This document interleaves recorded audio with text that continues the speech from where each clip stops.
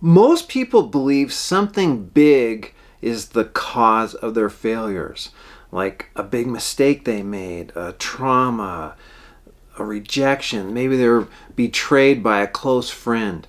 And they see that as the reason that caused this limitation in themselves, why they can't trust people or why they doubt themselves. Now, the advantage of this is it takes you off the hook. It makes you feel like this isn't your responsibility, and it makes you feel like your feelings are the truth rather than the truth. And if something is big and dramatic that causes your limitations, then really what it's saying is that like these small things I do aren't really going to matter, and it's not going to really make a big difference. Because if I have a big impact or a big event, then it's going to cause a big result. But what I want to share with you today is that tiny, small things can have a huge impact on you. And it's not necessarily that you have to have a big cause to have a big result. Sometimes you can have a tiny cause that's done over a long period of time that can produce a result that you don't want. Like if you have limitations and self-doubts and fears, all those types of things, those can be limiting you.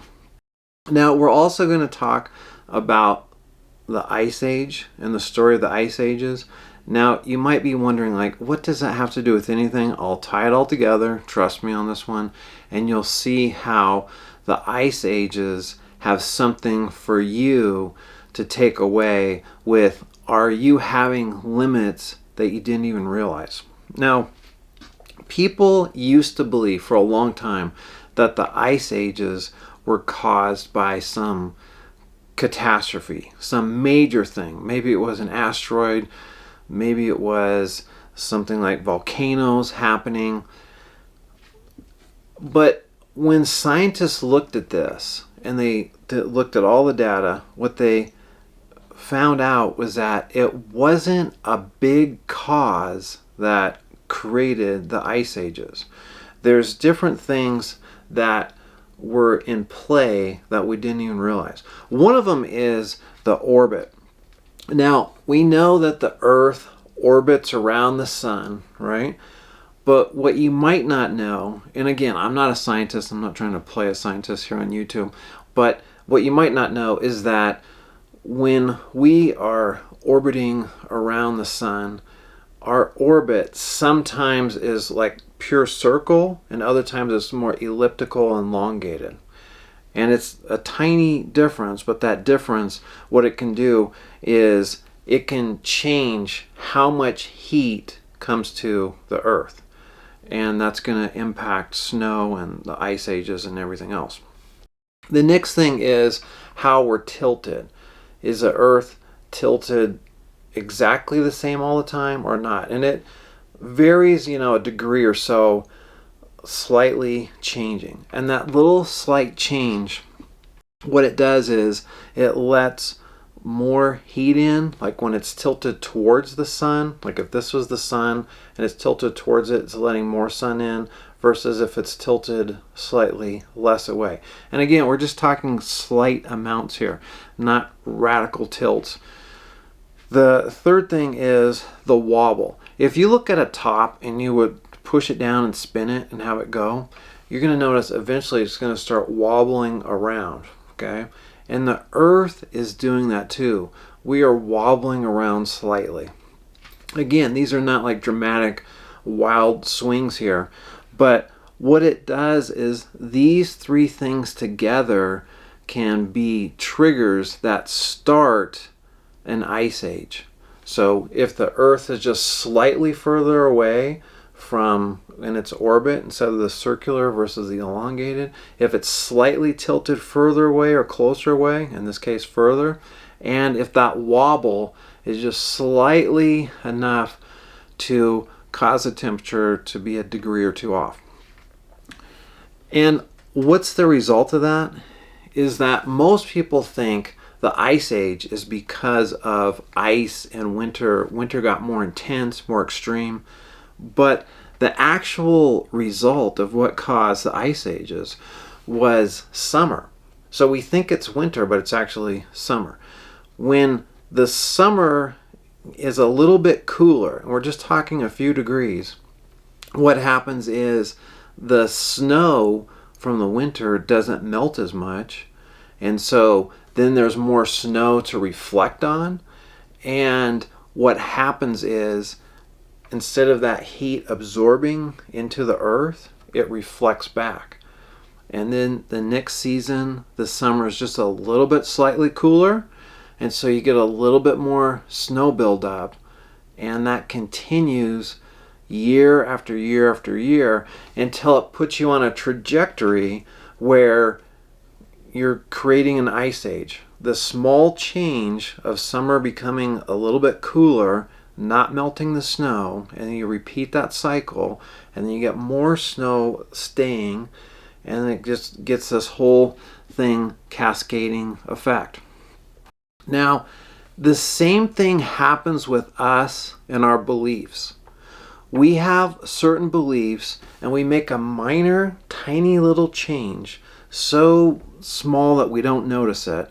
Like if it was a big change, like if one day you believed one thing and the next day you believe the opposite, it would be dramatic and you would notice it. Like if all of a sudden you joined a cult or a terrorist group, this is something that you wouldn't normally do, that's a big change. But if you look at people who generally join these, it's a slow event. It's like a little change here, a little change there, a little change, a little change. And those totality of all those small changes add up. And now, for you and personal development, one of the things that might be happening is you might be saying something like, I need to wait until I have enough confidence, more skills, until I'm ready. And what's happening is you're taking something like I need to wait, and waiting doesn't seem like a dramatic, massive event, right? I'm just going to wait. What's the big deal?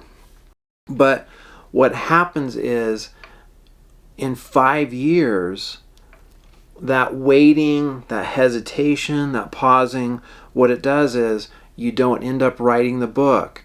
You don't make the YouTube videos. You don't have those difficult conversations that you thought you needed to have with different people. And so your confidence doesn't precede your action, it follows it.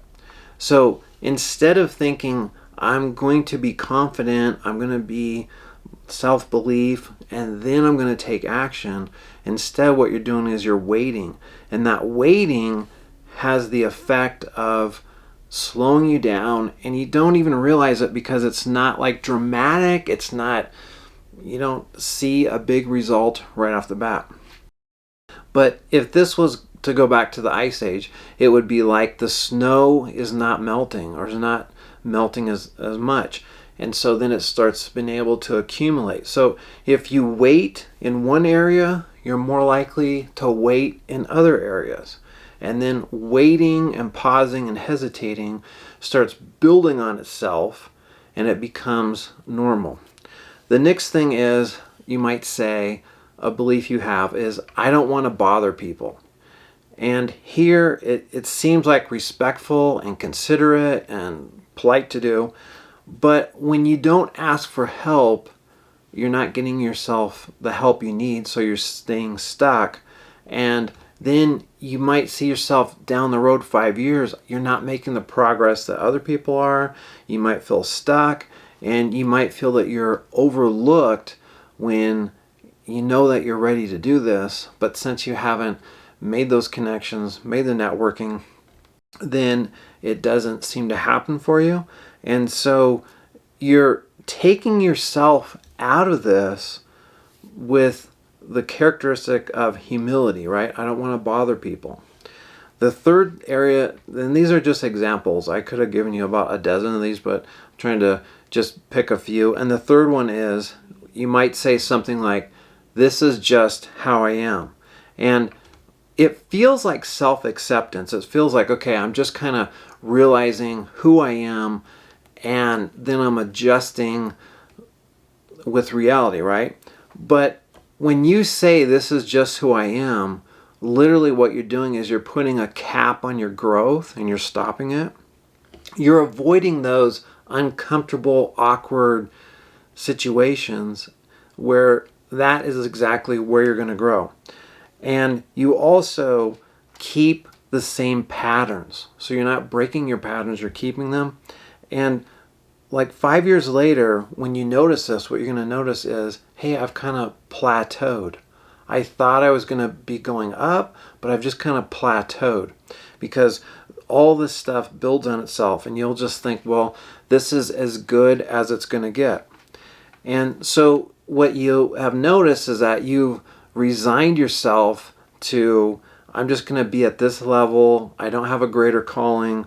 I'm not going to challenge myself more. So literally, you took you out of it. And again, I don't think it was some big decision you made. I don't think it was some big dramatic event, but that is nonetheless what happened. Now, most of us think that there is a bad experience that happens, something happens, we form a belief around that, and then our life changes. Again, some dramatic event happens, you have a tragedy or a health issue, a new belief forms, and then your life changes. But what really happens for most people is something small happens, almost unnoticeable. And what happens is you give it meaning. And that meaning you give just slightly adjusts you in a different direction. And how it adjusts you is in your behavior. Maybe you stop doing certain things and you start doing other things, but it's taking you on a different trajectory. And then you start reinforcing your identity. Okay, this is who I am. This is how I act. I guess this must be who I am. And then you have a feedback loop that kind of reinforces that. So then when another small thing happens, like you get slighted in a meeting, or someone ignores you, you get disrespected, you just kind of think, well, that's just kind of how people are, or the people don't respect me, or you come up with something and you don't think of it as anything major, but that is like sending you down a different path. Now, if we go back to the Ice Age, and you have some leverage points that you can use. And the first thing, like when we talked about the Earth orbiting around the sun, well, what are you orbiting around constantly? What is coming in your orbit? This is your environment. So what if you had like a weekly conversation with someone who supported you, challenged you, was an accountability partner, but some way was helping you grow? So not plateauing, but helping you grow. Now, that would be something that you'd have to actually break out of your routine. You'd have to find someone. You'd have to do some different things to make that work. But having a weekly conversation, if you look at like the overall big part of life, it's not that big of a deal. It could be a current friend you have who maybe you admire some of their qualities, or it could be someone else, but something where you're doing that. Another thing is when you find ways to introduce things in your environment that are more supportive, what you're going to notice is you're going to recalibrate to that. So if other people that you're interacting with, if they're used to doing positive things like investing their money, that's going to start becoming normal to you. If they're used to smoking, that's going to become normal, right? So whoever you hang around, whoever's orbiting in your environment, you're going to be picking up those things. So you can be intentional, and you can say, who do I want to bring in my orbit? And maybe I can help them and they can help me. But some way that I'm actually challenging some of my beliefs, some of the things that are limiting me. The next thing is you can look at like a morning routine. In the morning, most people, they watch the news or social media, they check their phone. But what if you instead started your morning with a walk or writing in your notebook or just silence and just listen to what came to you? What you're going to do is you are setting the temperature, you're setting the gauge for your week, for your day. And if you keep doing this, what you're going to notice is instead of starting off reactionary, now you're proactive. Now you're setting the tone. You're framing your day right off of the bat in the morning. Another thing you might notice is if you catch yourself saying things, well, this is how it is, or everybody does this. Now, is that 100% true? Is everyone doing this? So, like, for instance, you might hear something like, well, everyone doesn't like their job, or everyone wishes they won the lottery and could just move to an island in the Pacific. But is this really true for everyone? Is there exceptions to that? And are you open to seeing alternatives? Because what you don't question, unquestioned beliefs, they become the things that rule your life, that you decide, okay, this is how I'm going to live my life. And these are the things that are guiding me and shaping it. Another thing besides the orbit is the tilt.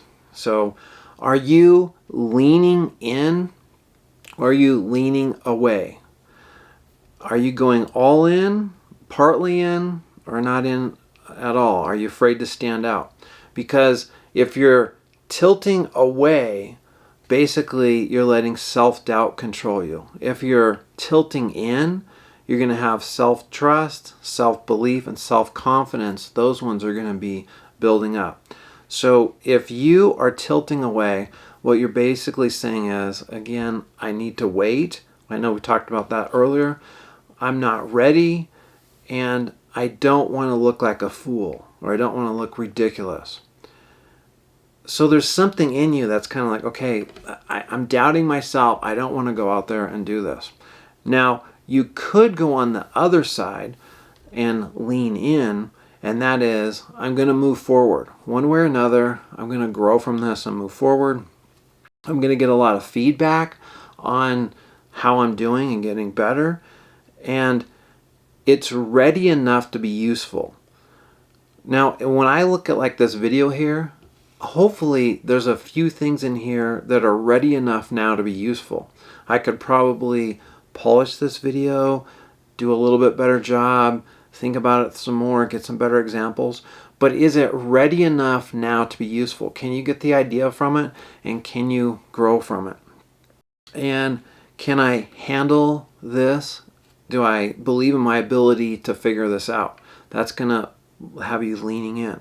And remember that most regret that people have at the end of their life is not for the mistakes they made or the blunders or anything like that. It's for the things they never did. They never tried. They never went for. So let that just be a warning to all of us, myself included, that it's not necessarily bad to fail, right? What's worse in the end is not even trying. Now, where am I still waiting to feel confident instead of leaning in? So think about that to yourself. Where am I still waiting to feel confident before I lean in and go all out? Because remember, you're going to gain confidence by actually doing it, by practicing it, by building up the skills, by building up the reps. The third area that we looked at on the earth is the wobble. Okay, remember that it kind of wobbles around a little bit. And that is your interpretation. What meaning are you giving things? When someone gives you feedback, do you take that as, well, they're right, I'm not good enough, I can't do this, I can't cut it out? Or is it showing you where to get better? The next one is setbacks. When you have a setback or something doesn't turn out your way, does it prove that you're not cut out for this? Or is it just part of the growth process and part of learning and getting better? We talked about being ignored before, and another example here could be ignored, and you might think that means I don't matter. What I do doesn't matter. I'm not important enough. But what it might mean is, does this belong to me? And what does this mean? Maybe it means something about the person who's giving you that feedback or that criticism. Maybe it has nothing to do with you. So those are areas that you can look at on the Wobble. Now, how does snow form in your real life to cause you like a little mini ice age? First, it could be you speak up, but no one responds. And you think to yourself, maybe I should just talk less. So over time, you talk less, and then that puts you in a different place than if you would have talked more. Another area could be you try something new or you don't try something new. And if you try it and it doesn't work out, you might tell yourself, I'm just not good at this. But is that really true? Think about all the things you've learned in your life. When you were born, you didn't know how to drive a car, you didn't know how to walk, you didn't know how to speak. So you've learned all kinds of things. And you didn't just figure it out the first time. You tried and failed.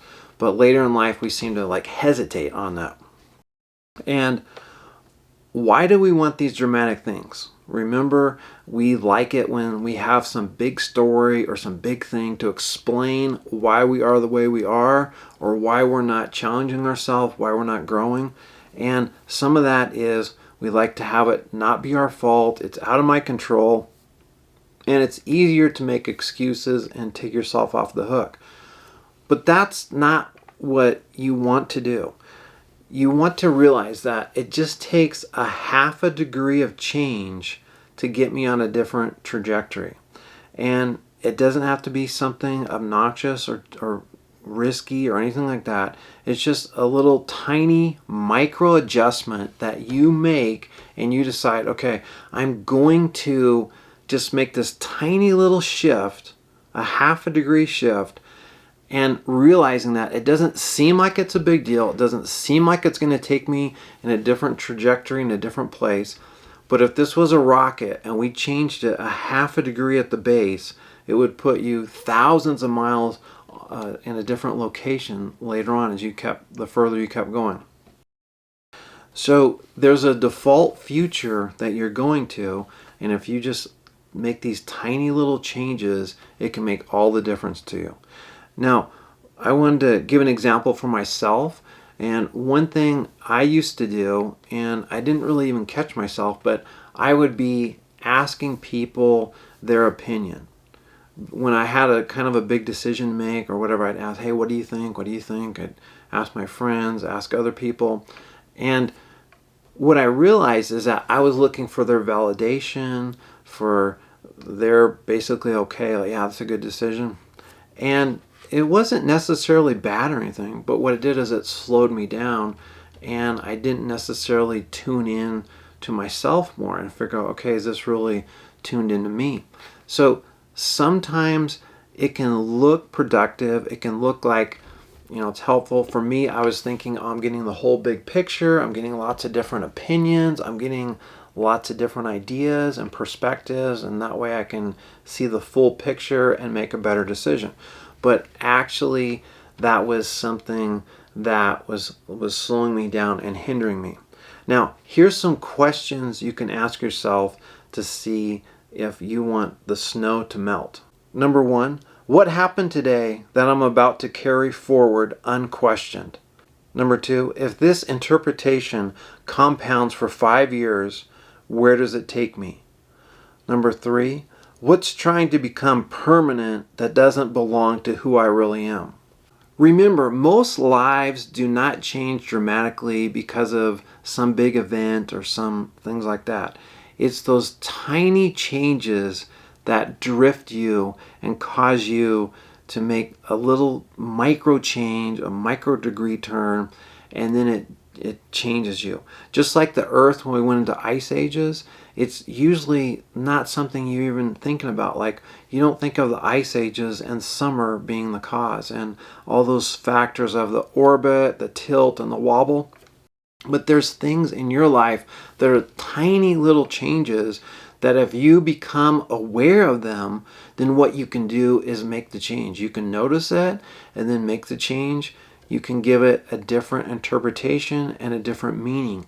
And once you do that, it's very freeing, because now you don't have to think, okay, this is just how I am, or this is the way my life is going. Let's make it more of an adventure and see, like, where can this go? If you like more videos, please subscribe to this channel. My name is Bryan Orton, and I try to bring you videos that are impactful to me and I think you can get a lot of value out of. I look forward to seeing you in the next video, and all the best to you.